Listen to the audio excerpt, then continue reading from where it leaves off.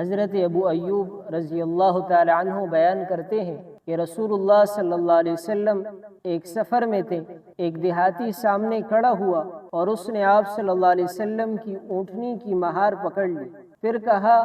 اے اللہ کے رسول مجھے بتاؤ ایسی چیز کہ جو مجھے جنت سے قریب اور دوزخ سے دور کر دے۔ راوی کا بیان ہے کہ نبی اکرم صلی اللہ علیہ وسلم رک گئے، پھر اپنے رفقا کی طرف آپ صلی اللہ علیہ وسلم نے دیکھا اور ان کو متوجہ کرتے ہوئے فرمایا اس کو اچھی توفیق ملی، یا آپ نے فرمایا کہ اس کو خوب ہدایت ملی۔ پھر آپ نے اس دیہاتی سے فرمایا ہاں ذرا پھر کہنا تم نے کس طرح سوال کیا؟ سائل نے اپنا وہی سوال پھر دہرایا، مجھے بتاؤ وہ چیز کہ جو مجھے جنت کے قریب کر دے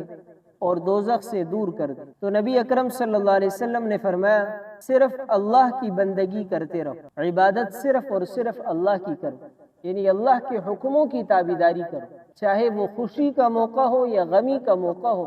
دونوں موقعوں پر اللہ کی بندگی یہ لازم ہے، اور کسی چیز کو اس کے ساتھ شریک نہ کرو، یعنی اللہ کو ایک مانو۔ اور تیسرے نمبر پر فرمایا نماز قائم کرتے رہو، نماز کی پابندی ہو، اور زکوٰۃ ادا کرتے رہو اگر زکوٰۃ فرض ہے، اور صلہ رحمی کرتے رہو۔ صلہ رحمی ہے کہ خونی رشتوں کے ساتھ تعلقات برقرار رکھو، جو آپ کے خونی رشتے ہیں، اور خونی رشتوں میں سب سے پہلا اور مقدم رشتہ وہ والدین کا رشتہ ہے